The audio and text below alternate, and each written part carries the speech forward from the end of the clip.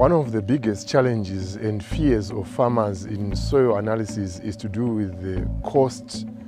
Farmers have always thought that soil analysis is a costly process, but upon working with farmers, we have realized that not testing is actually costly than testing the soil. If you don't test it, you don't know how to manage your soil and how to work with your soil. That's one of the key fears with farmers on soil analysis. And the second thing is, it has always been a thought that it's for those with money and those who can relate to the process using financial resources. But it's not a costly process. Any farmer who is doing farming can actually do soil analysis and benefit from soil analysis. That's one of the key strategies.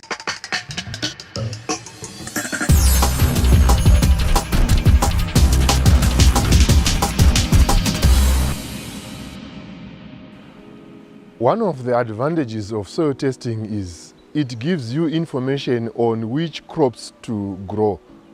Being informed on which crops to grow, you can actually choose by the recommendation of a soil analysis to say, I'm planting this crop, because the nutrient analysis gives you guideline on how much you need for you to produce certain crops. So that gives a good indication on the choices that you are going to make. For example, when you get a soil analyzed, you get a recommendation to say, if you want to plant beans, you use 8 bags of fertilizer. If you want to plant maize, you need 15 bags of fertilizer on this land cumulatively. So automatically it gives you indication on the cost-benefit analysis of the direction to go based on the analysis that have come out. One of the key advantages of soil analysis is, let me put it this way, the soil has no funeral policy. Ivu harina funeral policy, and the soil can die. Ivu rinofa. Let me explain myself. When we say soil can die, we are simply referring to soil being a component that carries living organisms that actually die out of the variables that are in the soil. So by not understanding those variables, one of them being pH, we end up having a soil that has no capacity to maintain plant life, because the living organisms has a certain range of pH within which they can survive. If we exceed that range, those living organisms, they will die and our soil will die. And that's the capacity of the soil to support plant life. So if we don't analyze our soil, we don't know when, and we don't understand if our soil is still living or it's dead. When we are talking about soil pH, it's measured on a scale of 1 to 14, and 7 being the central point. 1 to 7, we are saying the soil is acidic, and it increases in acidity as you move from 7 towards 1. And it also increases in alkalinity as you move from 7 to 14. So to a farmer, we are simply saying, knowing your pH will help you understand that the more acidic or the more alkaline the soil, we are affecting the amount of nutrients that are available in the soil. Acidic soils limits the amount of nutrients that are available for plant uptake in the soil. And the same also applies with alkalinity. If the soil becomes alkaline, there are some nutrients that becomes unavailable for the plant. So we are simply saying, if you don't know your levels of pH and your soil is either alkaline or acidic, you can put 8 bags of fertilizer or your manure as recommended by your extension officer, but that will not translate into a yield or a productive plant, because the nutrients are available in the soil, but they are not available to the plant because of the potential hydrogen which is the pH in the soil, which is either acidic or alkaline. So it's a waste to add nutrients to the soil which you don't know the pH. because you lose out a lot of nutrients without knowing. I'll give an example of, I'll give an illustration of how soil pH works. For example, if you want to prepare sadza, you need heat, you need water, you need mealie for you to get sadza. If one of those variables is lacking, there's no sadza. So the same applies with pH. For you to get a yield, you need correct pH, correct nutrients, and the correct plants for you to grow. So to farmers, if you don't know the correct pH, even if all the variables are correct, you can as well apply the nutrients in the right crop, but it does not translate to a good yield. Correct pH plus correct nutrients equals to yield. Wrong pH plus correct nutrients equals to loss. For example, you have tested your soil and you realize that you have some percentage of nitrogen available, and what you are coming in with is to add to the required percentage. For example, I'll say for maize, let's say your soil has a nitrogen of 5 parts per million, and you need to take it up to 7 parts per million. So you only need 2 parts per million to add to the soil. That will then translate to the amount of fertilizer that you are going to apply, which is different from someone who has a 0 parts per million of nitrogen, who needs to start adding from 0. So we are simply saying, by having a soil analysis, you are being guided to say you want to get to point A, and how do you get to point A?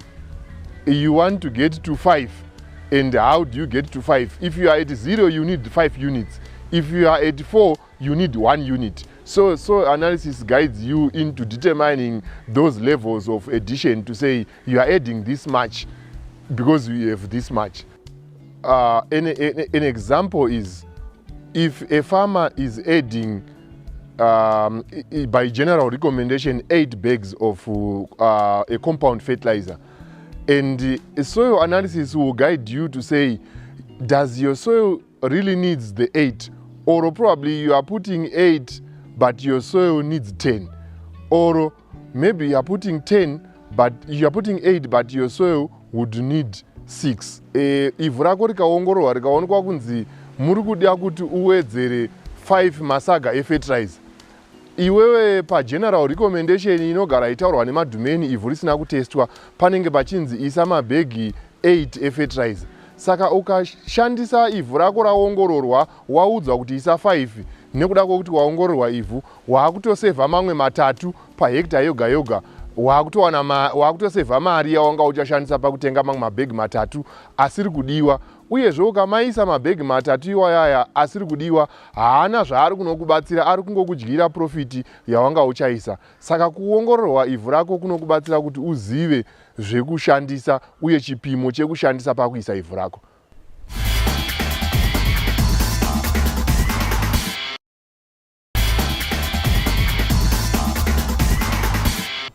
So I'm saying, by soil analysis, we are simply making sure we are saving in terms of what you put into the soil.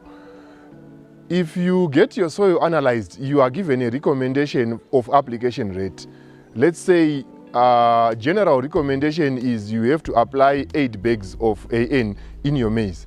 And through soil analysis, you are recommended to apply 5 bags, which is 3 less, saving 3 bags per each application. We are simply saying each bag costs $30. So for $30 for every 3 bags, that's $90. And if you are saving $90 per hectare and you are doing 10 hectares, that's $900. $900 for a 10 hectare plot, that's a lot of money compared to a soil analysis which costs $20. So you are simply trading $20 against $900. You are saving $20 to lose $900. What are you doing as a farmer? It's more expensive not to test your soil than testing your soil. Now that you have analyzed your soil and you know the nutrient composition of the soil, it still doesn't guarantee you that you are going to get a good yield. You still need to address what are called the 4 other principles of nutrient management. And when you talk about the 4 other principles of nutrient management, we are looking at 1, the source of the nutrients. Where are your nutrients coming from, and how do you apply the nutrients? 2, we are looking at the quantity of nutrients that you need to apply. How much are you applying? 3, we are looking at the time of application. Everything is a function of time, and how it works is also a function of time. And the fourth one being the place. Where are you placing your nutrients? Are you placing them on top, underneath the ground, on the leaf surface? Those are the variables that you need to understand after having your soil analyzed. You might then run into a loss without understanding, even with the nutrient results that you have got, if you don't understand those 4 principles of nutrient management. When we talk about source, we are simply referring to where do you get your nutrients from? What is your source of nutrients? And we have different sources of nutrients, which are in the form of organic source or organic fertilizer, which is our ordinary manure, our compost, our vermicompost, and all other natural resources that we use as sources of nutrients. We also have synthetic sources. In synthetic, we are now referring to those fertilizers that you can go and buy from the shops, those that are provided by manufacturers with specific quantities and variables. Those are the different sources that we can use. So basically we have those 2 main sources, the organic and the synthetic one. Looking at the different sources, each source has its own advantage and disadvantage. So if you look at organic fertilizers, the advantage that we have in organic fertilizers is they provide us with nutrients, but those nutrients are not too much, they are not high, they are at moderate levels. But at the same time, they come in with a component of addressing other soil variables, such as introduction of microorganisms in the soil, also work in correction or adjustment of pH in the soil. So those are variables that come with addition of organic matter. And when you look at synthetic sources of nutrients, we are now looking at main factor only being nutrients. They only provide us with nutrients, and it doesn't come with other factors. So that's the difference between the 2 sources of nutrients that we can talk of. The other one bringing in a lot more of variables with it, the other one only addressing one variable, which is the nutrients. So when we are talking about microorganisms, we are simply saying we are introducing a powerhouse in the soil, which has got the capacity to generate more nutrients for you in the soil. So it's like you have built your solar system. It's a very common now that people are using solar system for powering their homes. So it's like you have built a solar system in your soil that has got the capacity to continuously provide you with power, in this case, which are nutrients. And if you don't have that, it's like you are relying on a ZESA power cable or electricity power cable. If it switches off, you are off. And the same applies if you are using synthetic fertilizers.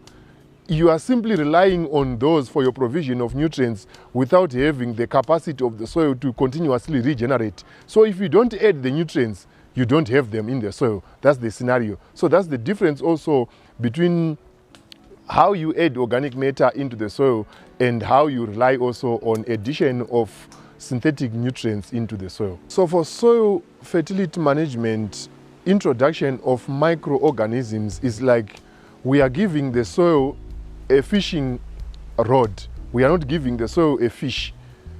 From a common Chinese proverb that if someone is hungry, you don't need to give him fish. You need to give the person the rod so that he fishes for him or herself.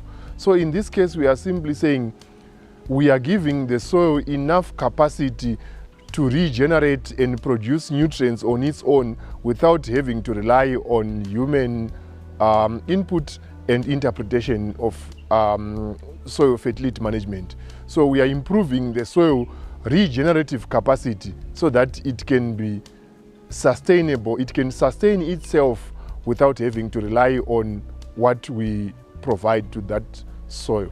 The other principle of the 4 other principles of nutrient management is the quantity of nutrients that you need to apply. So soil analysis gives you guideline on how much nutrients you need to apply.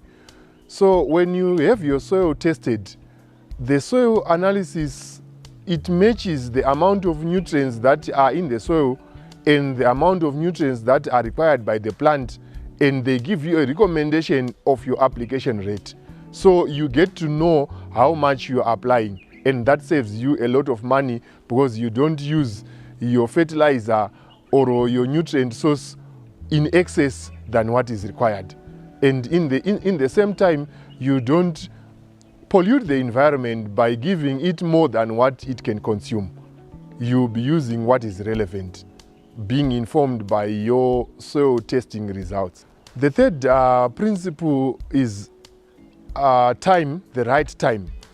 So whenever we are dealing with nutrient management, if we give the plant the nutrients at the wrong time, it's as good as we have not provided the nutrients.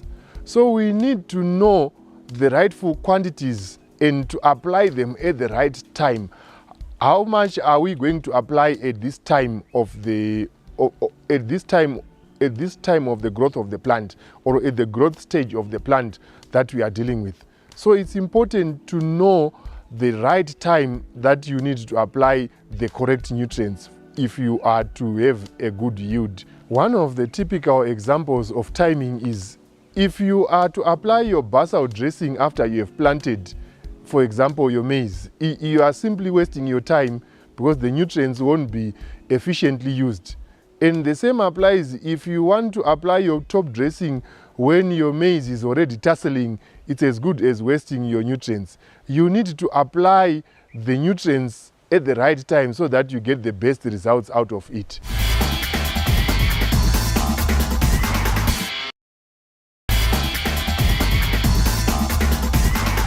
So soil testing informs us about the timing of application of the nutrients. So we are saying, for example, if you don't apply your basal dressing, for example, you are producing maize, and you don't apply your basal dressing at planting with the rightful quantities and in the right way, it's as good as those nutrients that you are applying would not benefit you, because basal dressing is critical for root development and crop establishment at the early stages, so that the plant can actually deepen its roots, have a crop establishment at the early stages. So coming in with the correct basal dressing recommendation and application rate when the plant is at knee height, it's merely a waste of time. You need to apply it at the right time so that the roots can actually develop and they can uptake nutrients at that stage, and you are guaranteed of a proper crop establishment at the early stages. The other principle of nutrient management is placement of nutrients at the right place. You can have all the variables correct, but if you don't apply the nutrients at the right place, it becomes useless. For example, you are coming in with your top dressing and you apply it on the surface and you don't cover it. Or you are using your manure, you apply your manure in the field and you don't cover the manure. You have applied, but it will not benefit the crop efficiently. So when you are placing nutrients, we are simply saying the nutrients has to be placed where they perform efficiently, and we need to know how to place those nutrients for them to effectively benefit the crop. So the summary to the four principles of nutrient management: we have the right quantity, the right place, the right time. So we have to take note of those variables in nutrient management, and they are all informed and based on your analysis of soil and how the soil scientist will recommend to you the way in which you are managing your soil. And if you need more training and capacity building on how to manage your soil efficiently and improve its soil life, you can always contact us for those capacity building sessions. So in this episode, we have looked at soil analysis, its benefit, and also looked at how do we manage nutrients for effectiveness. But we are also going to cover on the process of how we actually do the soil analysis. But before we get there, we need to set the basics right in terms of the basis of what all we are doing is about. So on that, we are going to focus on why exactly are we doing soil analysis? What is the intention? So looking at soil analysis, it gives us the analysis that are done, the N, the nitrogen, the phosphorus, the potassium, the pH. Those are indicators of certain circumstances in the soil. We need to go further and interrogate soil life and get to understand the living variables in the soil. Because the amount of nitrogen is what we are measuring in the soil, we are measuring what is in the soil in terms of the soil capacity to continuously provide the same. So we need to go a step further to look at the microorganisms or the part of life that is in the soil that is responsible for continuously generating and producing more of those nitrogen, more of those phosphorus, and more of those nutrients that we are looking at. That's the microbiology aspect of the soil. So when we talked about soil life, this is the life that we are talking about, to say we need to promote microorganisms in the soil, their survival, and we are not really focusing on the nutrients. So we are now looking at what has caused the headache in the soil of having no nutrients. Takutarisa chikonzero chaita kuti musoro uteme ndo chatakuda kugadzirisa. Now we want to address the challenge that has caused the headache by looking at what is the capacity of the soil to continuously generate and produce more nutrients. Then we focus on microbiology and microorganisms that are in the soil and promoting soil life to improve the capacity of the soil to continuously provide us with nutrients. That's key aspects of soil health that farmers need to understand. So the key aspects of microbiology that we are dealing with now is we are looking at the potential of the soil to regenerate and produce enough to support plant growth. So we are looking at the living organisms that we can see with our eyes and that we cannot see with our eyes. For example, the bacteria, the fungi. If we look at the balance of fungi and bacteria in the soil, it gives us an indication, a clear indication of the capacity of that soil to continuously generate nutrients for itself. So we have an analysis that also comes from soil analysis to inform the balance of those nutrients. We don't end at nutrients. Nutrients are proxy indicators, but we go further to interrogate the sources of those nutrients. How are they reproduced in the soil? That's when we interrogate the microorganisms to look at the balance of microorganisms in the soil and how they translate into production of nutrients in our soil. So when we are talking about soil life, we are talking about its capacity to support life in general. So life in general in the soil, we are simply referring to things that we can see with our eyes, which are microorganisms. For example, if we see ants, if we see termites, if we see the dung beetles in the soil, those are indicating life in that particular soil. And we also have bacteria and fungi, those we cannot see with our eyes. They are also part of the living organisms in the soil that we also need to promote their life and ensure they are in existence in the soil to continuously support soil life.